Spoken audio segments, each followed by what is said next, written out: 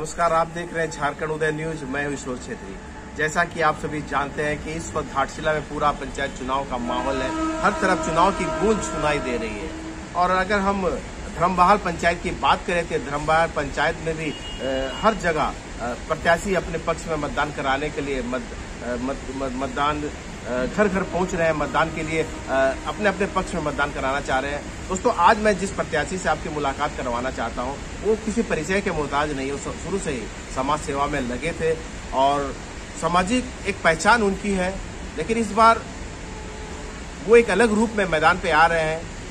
धर्मबहाल पंचायत के मुखिया प्रत्याशी के रूप में उन्होंने नामांकन कराया है और मुखिया प्रत्याशी के रूप में आज घर घर जाकर अपने पक्ष में मतदान करने की अपील कर रहे हैं। जी हाँ, मैं जिस प्रत्याशी की बात कर रहा हूँ उनका नाम है श्री बुद्धेश्वर माडी जी, जो कि धर्मबहाल पंचायत से मुखिया पद के प्रत्याशी। आइए उनसे बात करते हैं कि इस बार किन किन मुद्दों पर वो जनता के बीच जा रहे हैं और क्या कारण है कि वो पिछले बार पंचायत समिति सदस्य होने के बावजूद इस बार मुखिया के पद पर उतर रहे हैं। इन सारे सवालों का जवाब जानते हैं श्री बुद्धेश्वर माडी जी से। बुद्धेश्वर जी, सबसे पहले तो झारखंड उदय के द्वारा आपको इस चुनाव में शुभकामनाएं।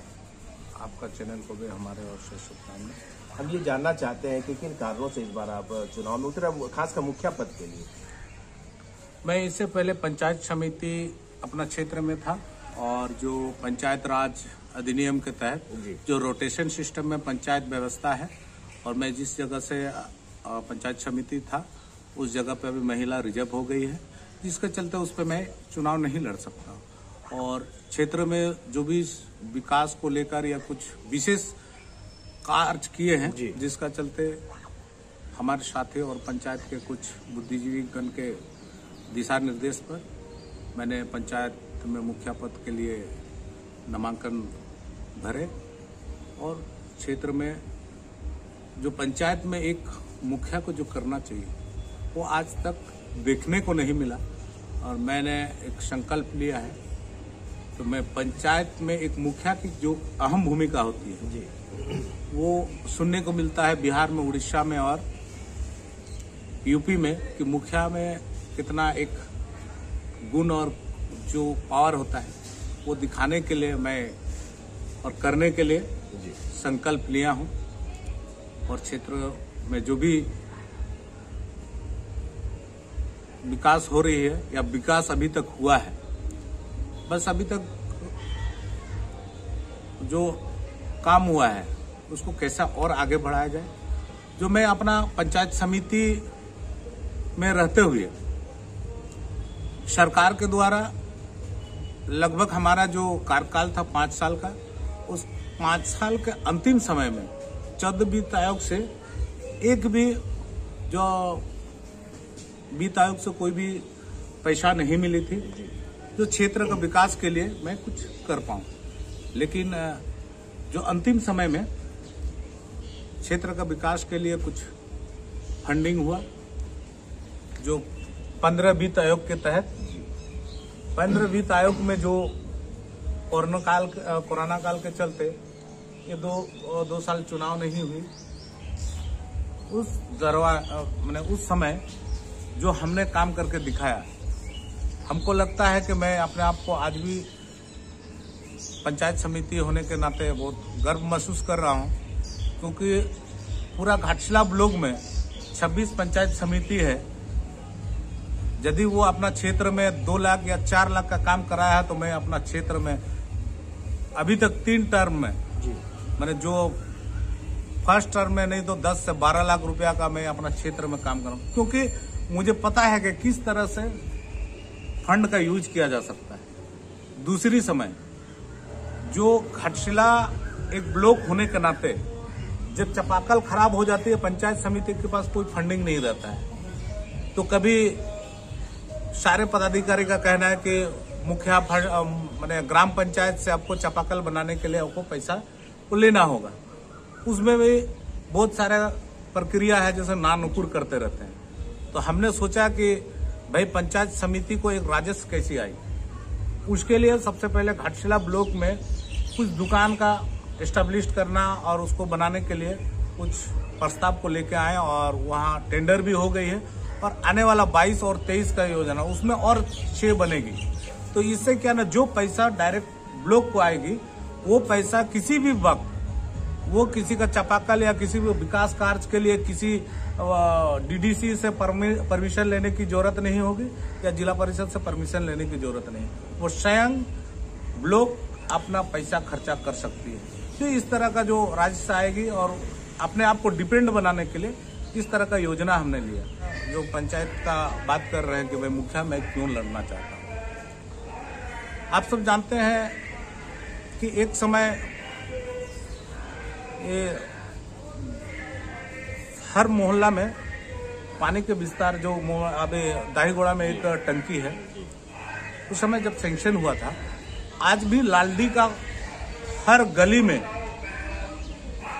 पाइपलाइन अभी भी बिछा हुआ है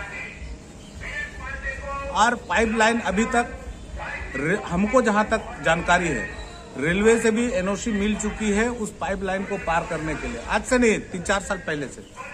और उस कार्य को बढ़ाने के लिए जल के लिए जलसैया और मुखिया का बहुत बड़ा अहम भूमिका होती है। वो जब तक ग्राम सभा करके उसका डिमांड नहीं रखेंगे तो कोई काम करेगा नहीं। पानी की सब असुविधा है, इसमें बड़ी दिक्कत है लालडी और कठिनपाड़ा क्षेत्र में और हमारे चुनुडी क्षेत्र में। तो इसको आगे बढ़ाने के लिए, पानी आदमी को देने के लिए, उसके लिए टेक्निकल की जरूरत होती है। बस मुखिया चुनाव लड़के या मुखिया बन के सिर्फ पेंशन, वो जिनका उम्र हो जाता है और जिनका उसका पात्र है उसको कोई नहीं रोक सकता है, ना मैंने कोई भी आने वाला समय में नहीं रोक सकता है। जो सरकार की ओर से 200 कंबल आती है, उस 200 कंबल से एक कंबल कोई दे नहीं सकता है। और इस तरह का वो भी सरकारी योजना है जो एक गाइडलाइन, लेकिन कुछ नियम है। जैसे किसी दूसरे विभाग से उसको चिट्ठी लिखने के बाद क्षेत्र का और पंचायत में जो फंड 15 वित्त आयोग से आने के बाद और सारा काम किया जा सकता है, लेकिन उसके लिए जानकार आदमी की जरूरत है। बुद्धेश्वर जी, एक बात जानना चाहेंगे, जो पिछले मुखिया का जो कार्यकाल रहा उससे आप कितना संतुष्ट हैं? देखिए, वो अपना क्षेत्र में वो क्या काम किए हैं वो जनता बताएगी और हमें बताने की जरूरत नहीं है, क्योंकि जिस हिसाब से एक पंचायत और पंचायत समिति और जिला परिषद को समन्वय बना के काम करनी चाहिए, वो काम नहीं हुई। उनका कहना है कि उन्होंने 350 से ज्यादा स्ट्रीट लाइट लगवाए, कई चापाकल बनाए, कई जल मीनार बनाए। क्या कहना है इस मुद्दे पर आपका? आज जल मीनार बनाए बहुत अच्छी बात है, लेकिन आप फुलडुंगरी बस स्टैंड पूरा घाटशिला का दिल कहा जाए, वो टाटा से बैरागढ़ को मिलाने वाले एक बस स्टैंड है, वहां जाके देख लीजिए। यदि सही में जल मीनार बनाया और आदमी को पानी मिल रहा है तो आप वहां जाके देख सकते हैं कि भाई हाँ, अभी भी आदमी को पानी मिल रही है। उस पे लगाने के बाद हम लोग को प्रयास 1 या 2 बार बनाए गए थे, जबकि पंचायत ग्राम पंचायत के फंड से बनी है। यानी उसकी क्वालिटी बहुत खराब थी। हाँ, उसमें तो आप साफ से पता चल रही है कि क्या है। उसमें किसी का ऊपर में आरोप लगाने की बात नहीं है, आपको पता चल रहा है कि क्या है। तो अगर आप वहाँ मुखिया निर्वाचित होते हैं तो क्या ये सब की जांच होगी? देखिए, मैं उसको दुरुस्त करूंगा, मैंने उसको ठीक करूंगा। यदि जहाँ नहीं है, जहाँ खराब हो गया, उसको पहले करूंगा। आज चापाकल के बनाने की बात है, आज का दिन भी कहीं यदि मुझे सूचना मिल जाती है, उस जगह पे मैं विभाग की ओर से बोल के मैं काम करवाता हूँ। हमारे पास वित्त पावर नहीं होने के बाद भी मैं एक ग्राम पंचायत के जो मुखिया होते हैं उनके अनुपात क्षेत्र का काम कराए हैं, सुनते हैं, तो मैं दिखा दूंगा कि एक दिन धर्मबहाल ग्राम पंचायत पूरा देश के नक्शा में एक नाम जरूर होगा। क्योंकि एक मुखिया को एक पावर होती है कि भाई उसको उस पंचायत में एक बाजार बनाने के बाद, आज रोड लाइन में घाटशिला कॉलेज रोड में अधिकतर लोग धर्मबहाल से पढ़ते हैं और अधिकतर लोग वहाँ रोजगार करते हैं, कोई सब्जी बेच के, कोई ठेला लगा के। यदि उस सुव्यवस्थित करना हो तो बाजार की स्थापना करना होगा, मार्केट कॉम्प्लेक्स को, पंचायत का पूरा नियम।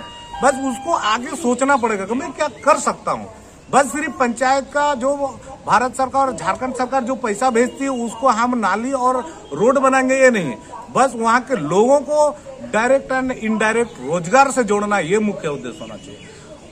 लालडी, धर्मबहाल और चुनुडी के लोगों को जो पाइप बिछा हुआ है, उस पाइप के माध्यम से वहाँ वो मीठी जल मिलनी चाहिए।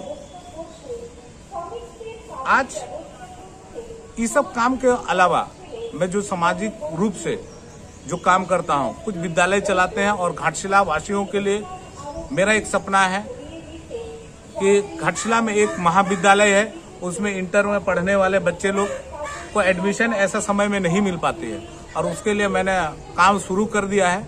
एक बिरसा इंटर कॉलेज करके मैं यहाँ स्थापना करने जा रहा हूँ कि यहाँ के क्षेत्र के बच्चे यदि यहाँ एडमिशन उसको नहीं मिले तो हम उस जगह पर शिक्षा देने का काम करेंगे। बस छोटे सोच नहीं रखते हैं, आने वाला समय में क्षेत्र के साथ, अपना पंचायत के साथ पूरा इस क्षेत्र के लोगों को जोड़ने का काम करेंगे। के लिए बस और बात बहुत सारा चीज है जो बिजली को लेकर, उस सब में कोई भी परिस्थिति होती है, सारे हमारे साथ 8 मुख्य प्रत्याशी खड़े हैं, सारे लोगों को देखा जाए, यदि उस पर किसी में सडनली और काम करने की क्षमता है, उस पर आप विश्वास कर सकते हैं। श्री बुद्धेश्वर मार्डी धर्मबहाल क्षेत्र के मुखिया प्रत्याशी, और इन्होंने अपनी मनसा आप सबों के सामने जाहिर कर दी कि उनकी क्या योजना है भविष्य के लिए। हमारी भी शुभकामनाएं बुद्धेश्वर जी के साथ है इस चुनाव के लिए, और साथ ही साथ हम आपसे भी अपील करते हैं कि 14 मई को आप सबसे पहले मतदान करें, उसके बाद ही जलपान करें। आपका मतदान इस क्षेत्र के विकास में बहुत बड़ा योगदान होगा, इसलिए आप सबों से झारखंड उदय की अपील है कि आप मतदान अवश्य करें, मतदान का प्रतिशत बढ़ाएं ताकि एक योग्य, कर्मठ और ईमानदार प्रत्याशी इस क्षेत्र का प्रतिनिधित्व कर सके। और खास साथ ही साथ मैं ये आपसे गुजारिश करूंगा कि हमारा झारखंड उदय न्यूज का चैनल को अगर आपने अभी तक सब्सक्राइब नहीं किया है तो आप यूट्यूब पर इसे सब्सक्राइब करें, बेल आइकन दबाएं ताकि हमारा हर न्यूज आप तक तुरंत पहुंचे, उसका नोटिफिकेशन आप तक पहुंचे। रवि प्रकाश सिंह के साथ मैं ईश्वर छेत्री आपसे विदा लेना चाहूंगा, फिर एक नए प्रत्याशी। याद रखें साथियों, आने वाले 14 मई को घाटशिला अंक 17 से जिला परिषद सदस्य के उम्मीदवार श्री ओम प्रकाश सिंह को ऑटो यानी कि टेम्पो छाप पर मुहर लगाकर भारी से भारी मतों से विजयी बनाना है। आपका अपना एकमात्र ईमानदार व कर्मठ उम्मीदवार श्री ओम प्रकाश सिंह।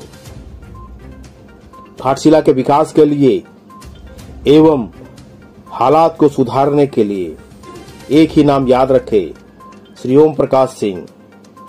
आपका अपना चुनाव निशान टेम्पो यानी कि ऑटो, जी हां, ऑटो छाप पर मुहर लगाकर श्री ओम प्रकाश सिंह को भारी से भारी मतों से विजयी बनाना है और इस क्षेत्र के विकास में अपना योगदान देना है।